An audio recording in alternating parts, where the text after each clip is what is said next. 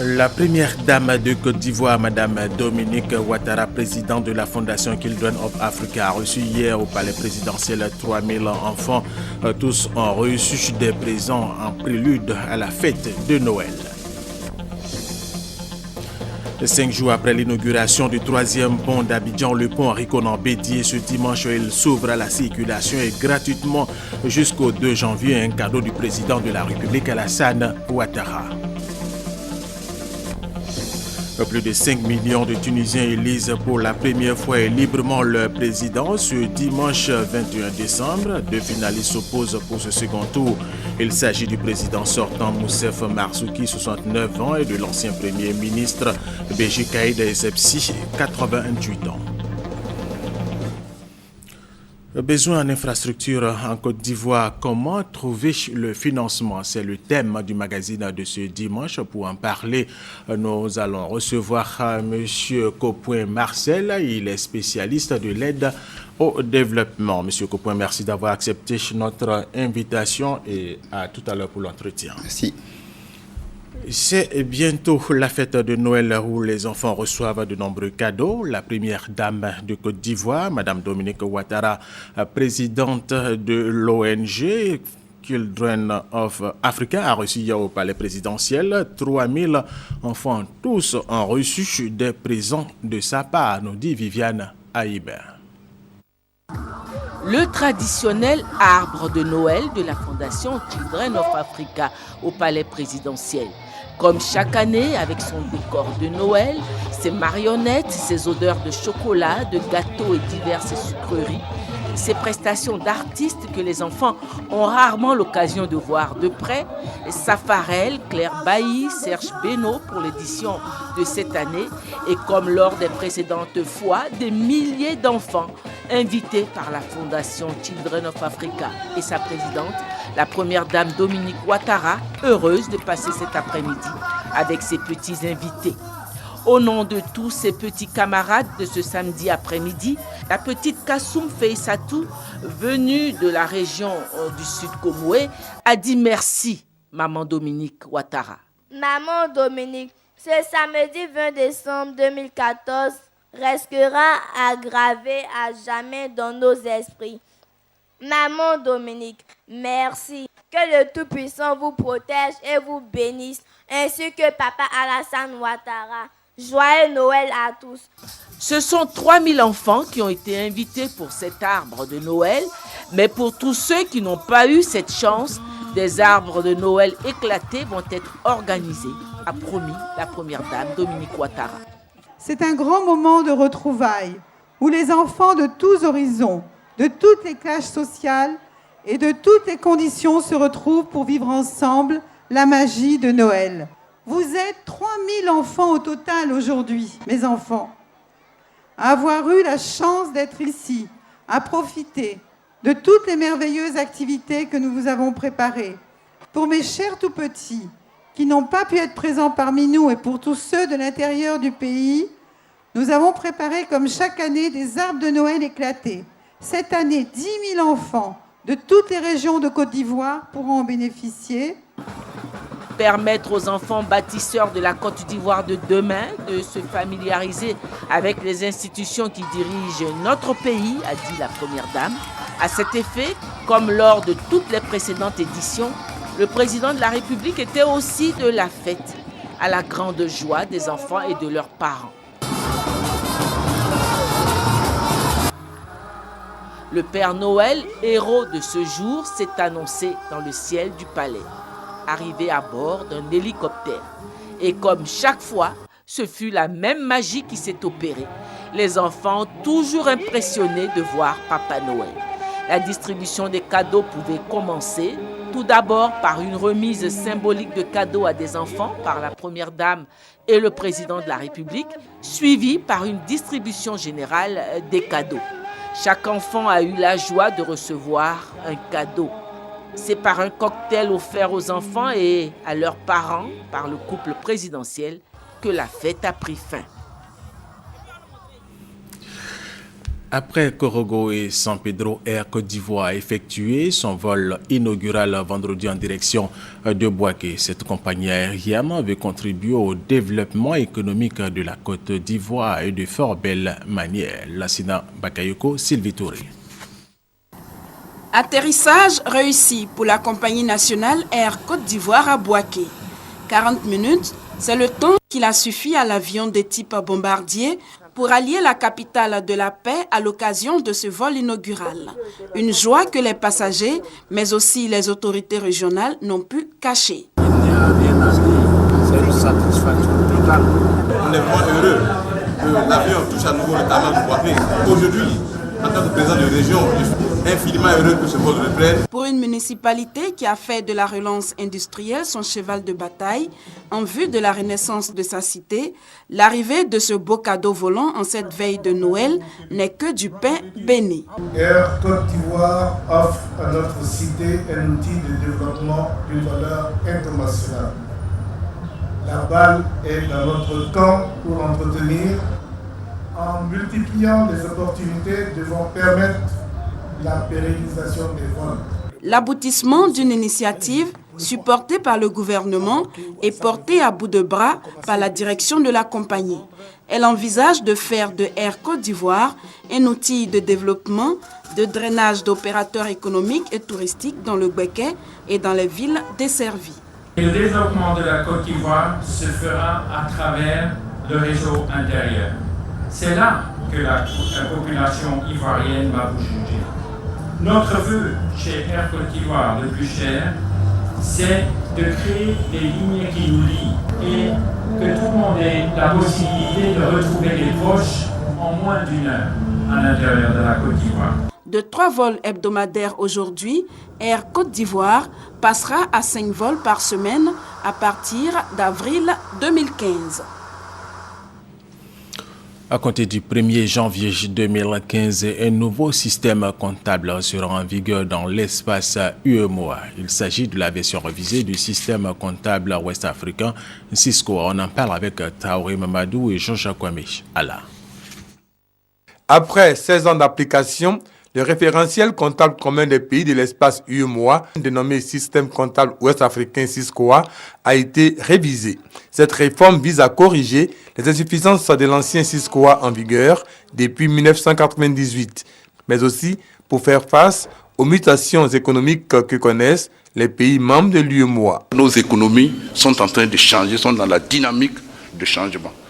Vous le savez, nous sommes en train d'atteindre ou d'aller vers l'émergence en 2020. Ça suppose que nos règles changent. Et il faut que la comptabilité puisse suivre ces règles. La manière de comptabiliser des achats, la manière de comptabilité des immobilisations, tous ces éléments-là doivent suivre l'évolution de l'économie d'un pays. C'est le 28 juin 2013 que le Conseil des ministres de l'UEMOA a adopté le règlement portant révision du SISCOA. Ce référentiel comptable nouveau portant entre autres sur le crédit bail, les états financiers annuels, les charges immobilisées et les frais de constitution et d'augmentation de capital. Il est très attendu par les experts comptables parce qu'au niveau international, dans la traduction comptable de certaines opérations, il y a eu beaucoup d'évolutions. Et c'est cela que les experts comptables attendaient. Et voilà pourquoi, justement, les experts comptables ont été impliqués dans, j'allais dire, la préparation de la diffusion du SISCOA révisé en Côte d'Ivoire. Le SISCOA révisé entre en vigueur le 1er janvier 2015. Délai de rigueur imposé par l'UEMOA. À cet effet, chaque Conseil national de la comptabilité est chargé de sensibiliser les professionnels comptables à l'application effective du SISCOA révisé. Deuxième grand titre de cette édition. 5 jours après l'inauguration du 3e pont d'Abidjan, le pont Henri Konan Bédié, ce dimanche, il s'ouvre à la circulation et gratuitement jusqu'au 2 janvier. Un cadeau du président de la République Alassane Ouattara aux automobilistes. Ben Touré, Sylvie Touré. Ça y est, le top départ est donné. Le pont Henri Konan Bédié est ouvert depuis ce dimanche à la circulation. Il est 9h ce matin, mais c'est déjà la 3e fois qu'Agnès Schroeder repasse sur ce pont. Mon fils m'a dit « Maman, je rêve d'aller sur ce pont ». J'ai dit « Écoute, allons-y ». J'ai voulu l'emprunter parce que depuis 2 ans, nous subissons les travaux avec les inconvénients et nous imaginions bien que ça allait donner quelque chose de très beau. C'est le cas. Youssouf Sidibé, chauffeur de taxi, lui, n'arrive plus à aligner les mots tant il est bluffé par l'ouvrage. On ne peut pas t'expliquer, mon frère. Quand je te dis vraiment, je ne sais pas ce que je veux dire. Je ne sais pas. C'est échanger. Le pont, bon, vraiment, c'est incroyable. Vraiment, ça me fait plaisir aujourd'hui pour monter sur le pont. Pour Nguessan, client à bord d'un taxi, n'a jamais cru qu'en 3 ans, ce pont pouvait sortir de l'eau. Pour lui, c'est tout simplement un nouveau soleil qui se lève sur la Côte d'Ivoire. Il a parlé de faire ce pont, mais moi je ne croyais pas. Parce que depuis des années, les gens prennent des décrets, mais ça reste dans les tiroirs. Mais cette fois-ci, il a respecté sa parole. En attendant que le prix du péage soit connu, les automobilistes, eux, savourent déjà gratuitement, et ce jusqu'au 2 janvier 2015, le confort et l'esthétique qu'offre le 3e pont, le pont Henri Konan Bédié. Des experts du programme de partenariat intra-africain pour la mobilité ont réfléchi pendant 2 jours ici à Abidjan sur les stratégies à mettre en place pour accroître la circulation des travailleurs africains entre les États. Voyons les détails avec Gabriel Zani et Manuela. Les entreprises en Afrique ont souvent recours à la main-d'œuvre internationale, alors que sur le continent, on peut trouver des compétences, des talents en nombre suffisant et bien qualifiés. Des ingénieurs en génie civil, des professeurs d'université, des managers au pair, la liste est longue. Par le jeu de la coopération entre États africains, le programme de partenariat interafricain pour la mobilité des talents TMT a été mis en place. Les experts en matière d'intégration africaine ont mené des réflexions sur le sujet lors de leur 2e réunion à Abidjan. Piloté par le Centre régional d'excellence multidisciplinaire basé à l'île Maurice et financé par la Banque mondiale, le TMP favorisera la mobilité des travailleurs. 4 pays, dont la Côte d'Ivoire, ont été sélectionnés pour exécuter le projet encore en phase expérimentale. La mobilité des personnes en général et des travailleurs en particulier est une réalité en Côte d'Ivoire depuis longtemps. Notre pays est un pays d'immigration depuis l'époque coloniale, où la mise en valeur du territoire a nécessité le déplacement des travailleurs originaires de la région ouest africaine. La mobilité générale de la main-d'œuvre permet d'équilibrer les marchés du travail au niveau national. Le TMP va stimuler la croissance et la compétitivité des entreprises africaines. Mais la réussite du projet contribuera à réduire le chômage et à freiner la fuite de l'expertise africaine vers les pays occidentaux. Tout à fait autre chose. Les maires de Côte d'Ivoire s'engagent dans le projet mondial d'éradication du VIH-Sida d'ici à 2030. Ils l'ont exprimé en présence des directeurs exécutifs de l'ONU-Sida. La suite avec Emma Niamien. Mettre fin au sida d'ici à 2030. Les villes de Côte d'Ivoire s'y engagent. En présence du directeur exécutif de l'ONU-Sida, ils ont matérialisé cette volonté par la signature de la déclaration de Paris qui les engage à renforcer leurs actions contre le sida. La déclaration de Paris est une initiative mondiale que les États signataires se sont fixés comme objectif à atteindre d'ici à 2030. Entre autres, que 90% des personnes séropositives connaissent leur statut sérologique, 90% des personnes connaissant leur séropositivité reçoivent des traitements antirétroviraux. Et enfin, que 90% des personnes sous traitement antirétroviraux ont une charge virale indétectable. Après 35 ans de lutte contre le sida, on a 19 millions de personnes sur 35 millions qui ne connaissent pas leur statut sérologique. Vous n'allez jamais gagner contre une maladie infectieuse sans savoir votre statut. C'est un grand mouvement porteur d'espoir auquel s'engagent les maires de Côte d'Ivoire, selon la représentante du ministre de la Santé et de la lutte contre le sida. Dr Joséphine Diabaté souligne que des actions doivent être encore menées, même si la prévalence au VIH-Sida a baissé en Côte d'Ivoire. Dans les années à venir, une partie de plus en plus grande de la population mondiale va vivre dans les grandes agglomérations urbaines.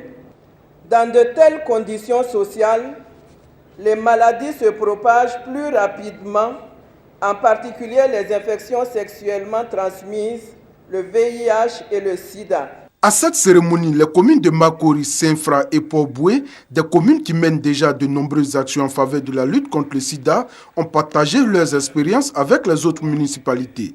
Entre autres actions, la construction des centres d'écoute et de dépistage du VIH-Sida, la sensibilisation des populations et la prise en charge des malades et des enfants et orphelins rendus vulnérables du fait du VIH-Sida.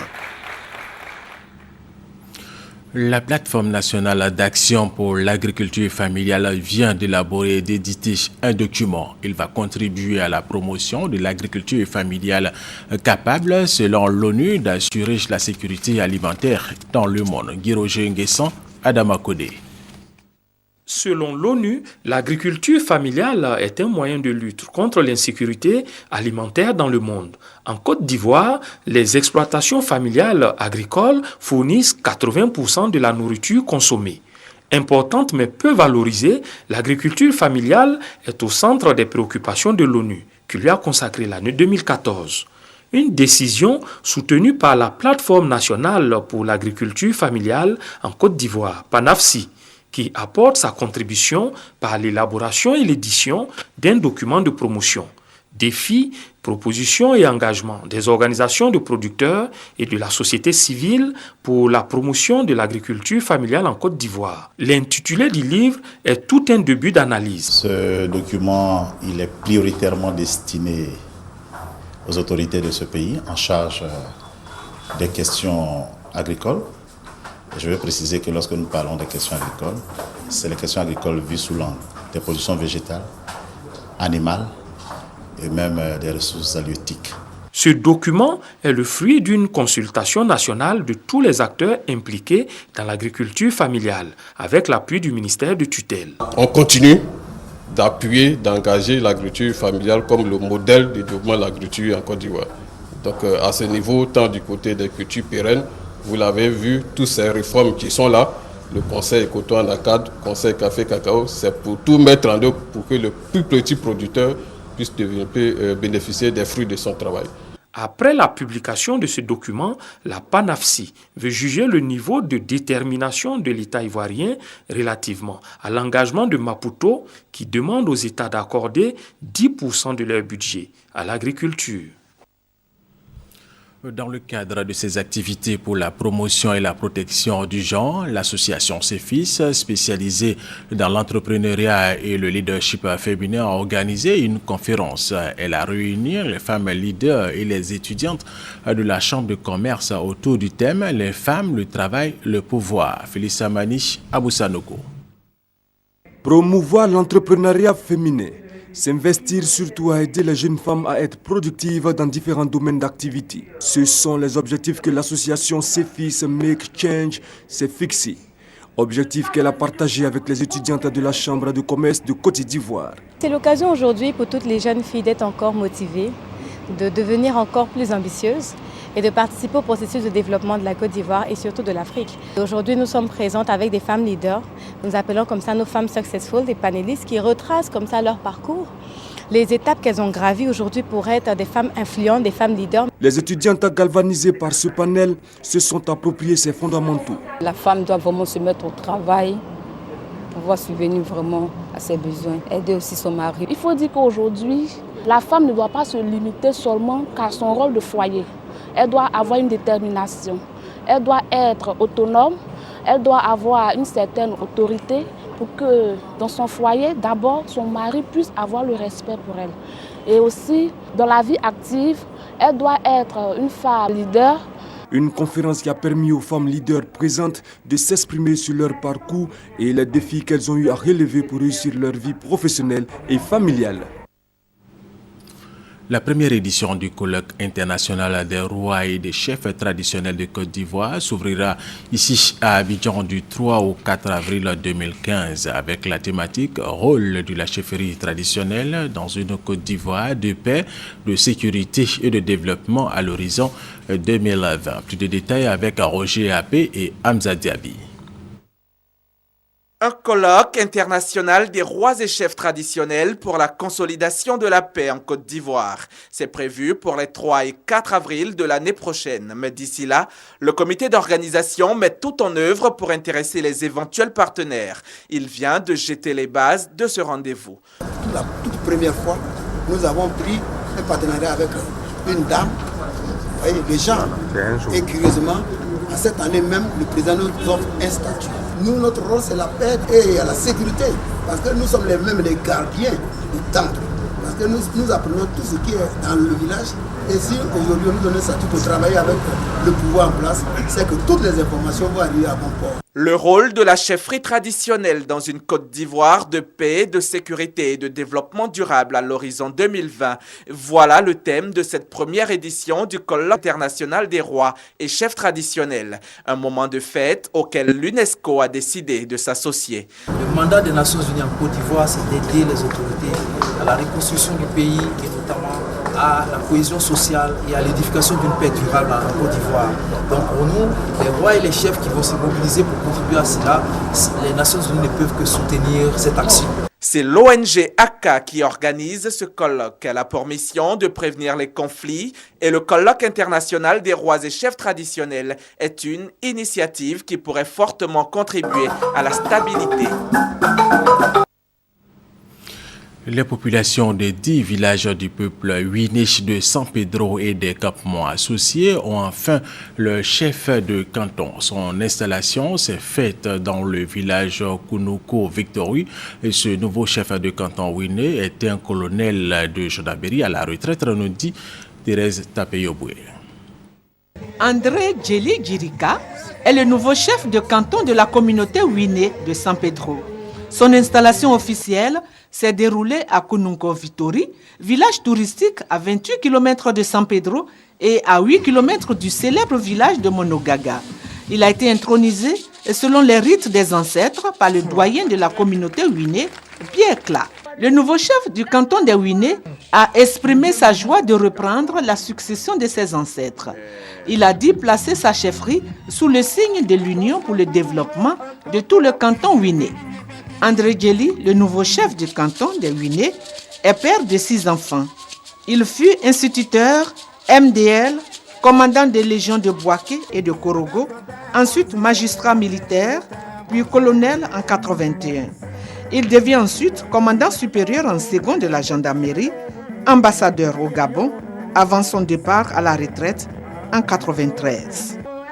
Le colonel André Djeli Djirika a reçu à son intronisation le soutien de ses frères d'armes de San Pedro, conduit par le commandant de la 5e légion de gendarmerie, colonel Akpo. Les Winé sont une communauté installée à San Pedro. Avant l'indépendance de la Côte d'Ivoire, les Winé étaient divisés en 2 groupes, avec une partie à Tabou et l'autre à Sassandra. Ils appartiennent au grand groupe Krou de l'Ouest et sont proches des Néo. Un commentaire de Thérèse Tapeyoboué chez l'Église évangélique internationale de la parole a célébré la 10e édition de la journée de reconnaissance à l'Éternel, une action de grâce pour remercier Dieu à travers des louanges, des offrandes et des dîmes. Barakissa Bamba, Franck Wadio. Journée dominicale spéciale à l'Église évangélique de la parole. C'est la 10e édition de la journée de reconnaissance à l'Éternel. 3 points essentiels, onction de grâce, prière pour la nation et pour le chef de l'État. Ce que le Seigneur a fait pour nous, il nous a gardés, il nous a protégés, et il nous a même donné de quoi manger. Et ce n'était pas évident que nous soyons là ce matin pour le louer. Vous savez, et beaucoup ont souhaité voir ce jour, n'ont pas pu, mais nous, c'est une grâce pour nous de dire merci au Seigneur. La prière, une action pas anodine. Elle est d'importance selon la représentante du ministre Anne Ouloto. Madame la ministre de la Solidarité et de la Famille m'a demandé en tant que ministre de la Solidarité de venir apporter à ses frères de cette église le message de la paix. Pour une femme ministre de la Famille, en cette période, elle ne peut prôner que la paix, demander à ses frères de cette église de prier pour la paix en Côte d'Ivoire. Au-delà de la prière, les actes de foi. Les fidèles entendent maintenir la flamme. Je suis heureux, très fier de pouvoir participer à cette journée de reconnaissance. Parce que tout ce que nous pouvons dire, c'est dire merci à Dieu pour tout ce qu'il a fait pour nous. On ne cessera jamais de lui dire merci parce qu'il a fait de grandes choses dans notre vie. Offrande, dîmes et recommandations à Dieu pour les autorités ivoiriennes pour une fin d'année 2014 bénéfique à tous.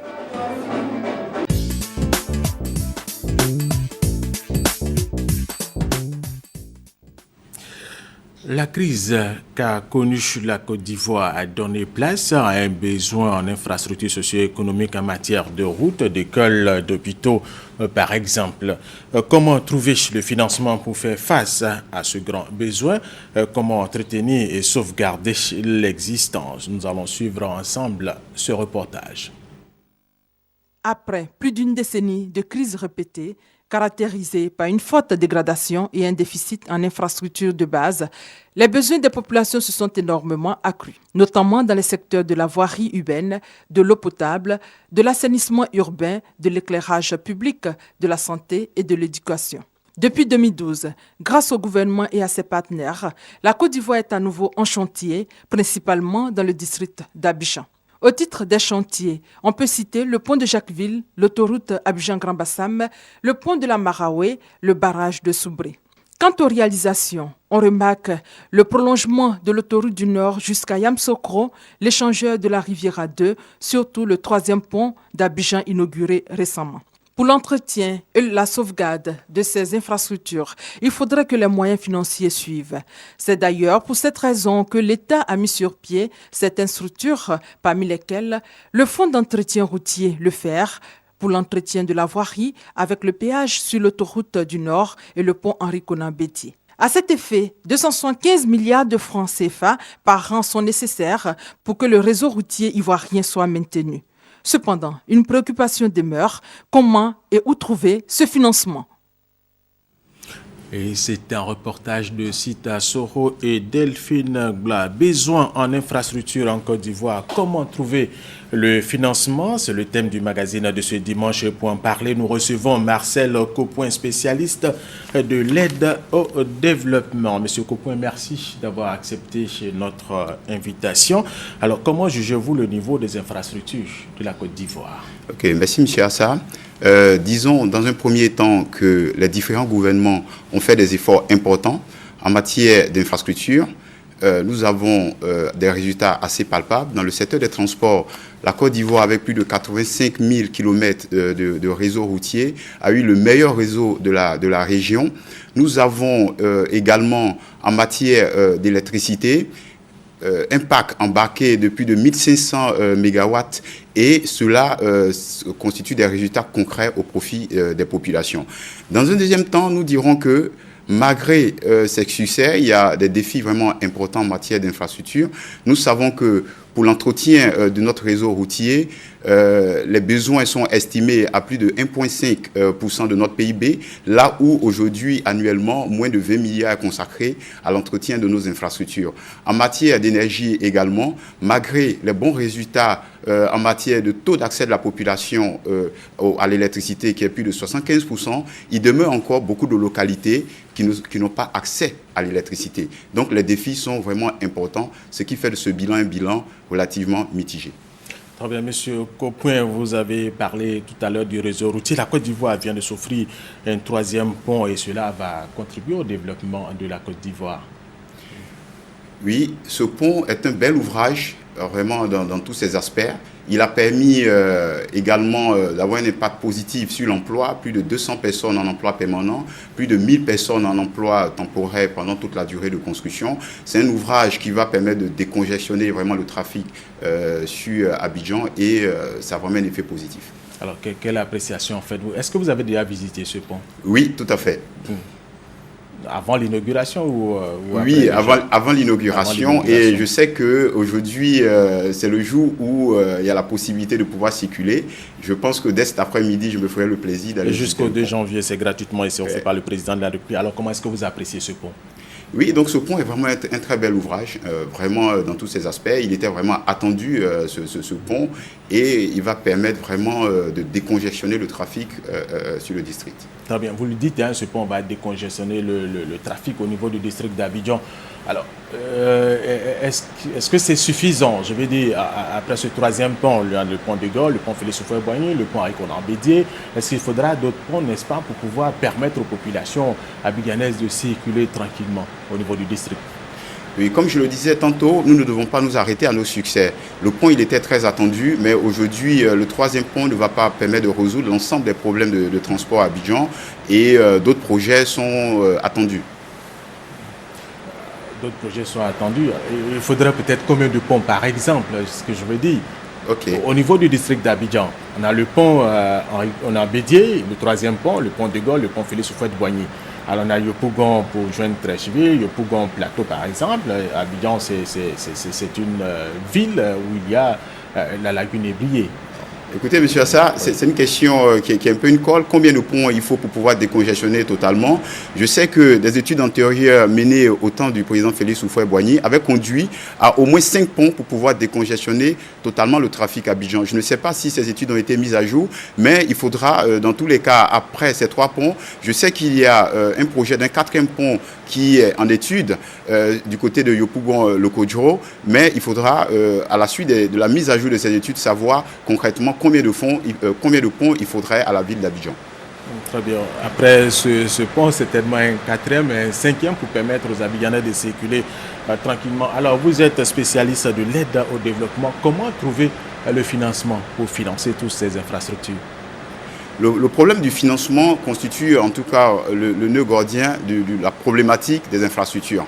Les besoins sont immenses, la volonté politique est là, mais où trouver les financements? Comment trouver les financements? Disons que plusieurs modèles existent.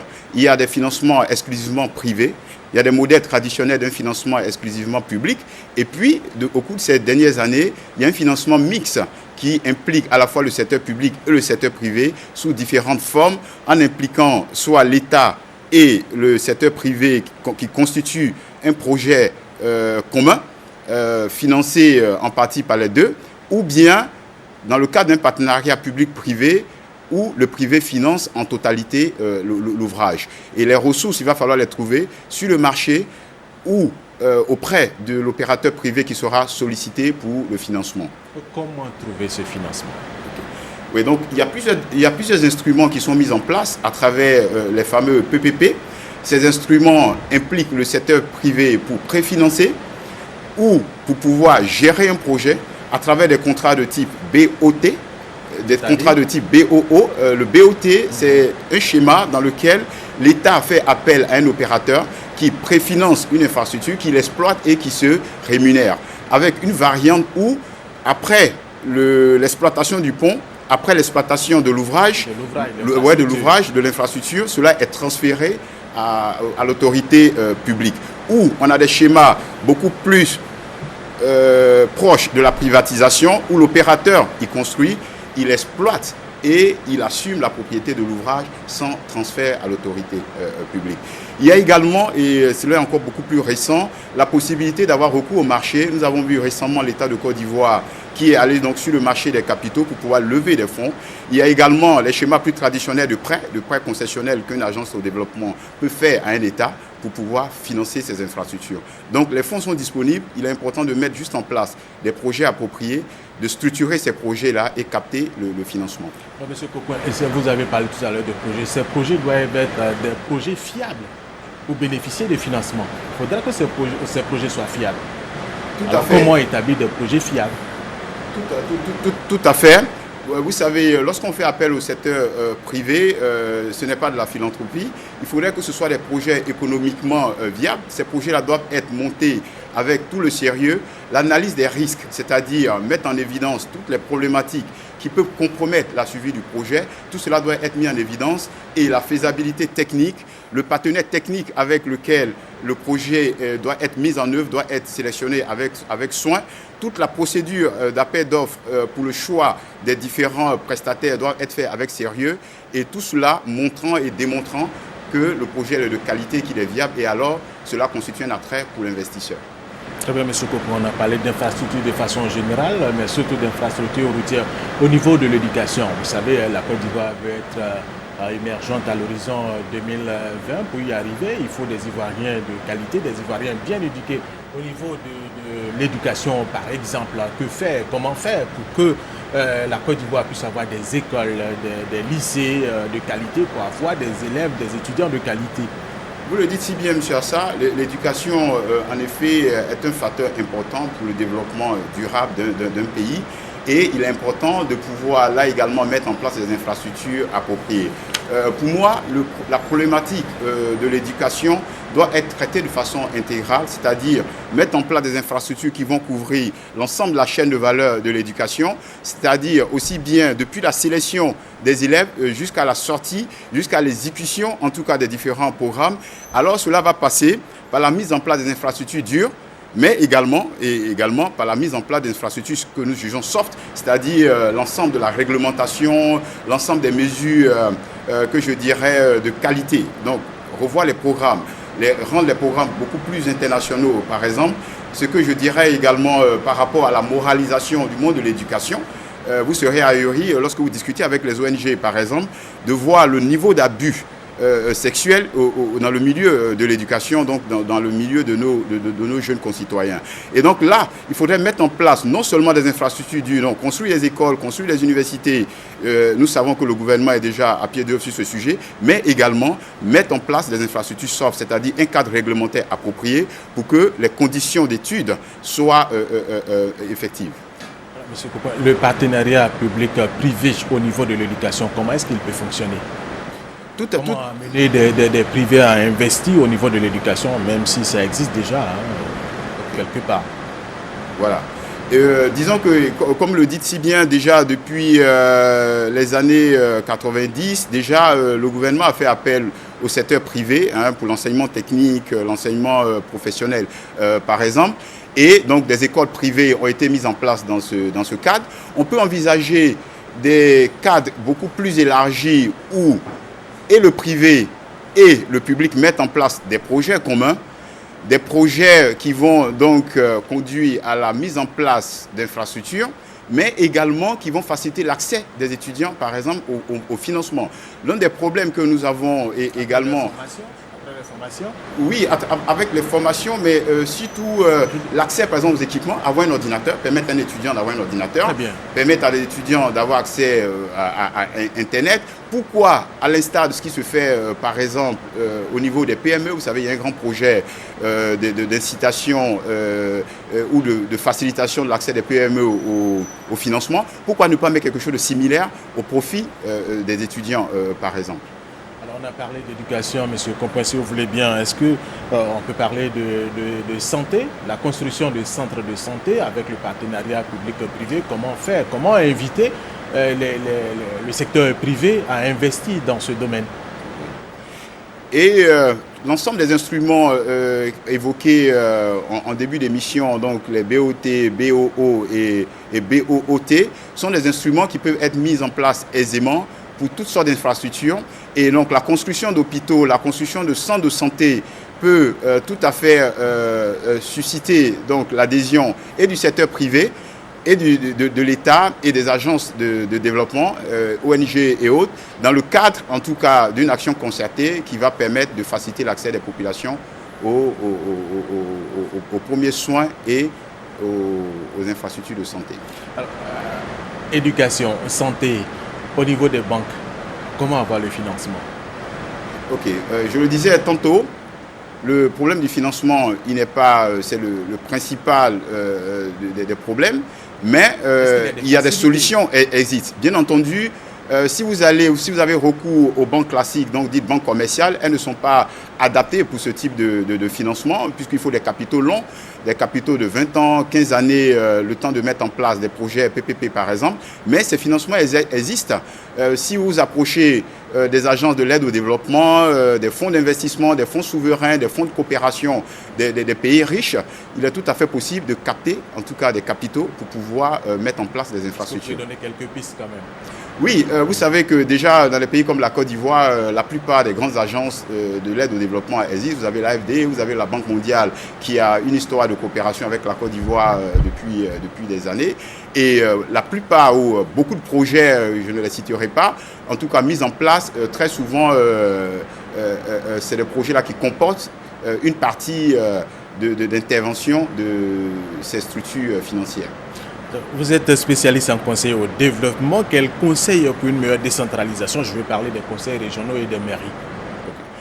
Donc, en matière de politique, en matière de collectivité, je voulais donc juste rappeler que l'initiative même de la réforme qui a conduit donc à l'élargissement au sein des collectivités ou à la mise en place de ce qu'on appelle les conseils régionaux répondait également à cette nécessité de permettre à ces collectivités-là d'initier des projets d'infrastructure, d'initier des modes de financement qui vont permettre, sans avoir recours systématiquement à l'administration centrale, à pouvoir mettre en place ces infrastructures.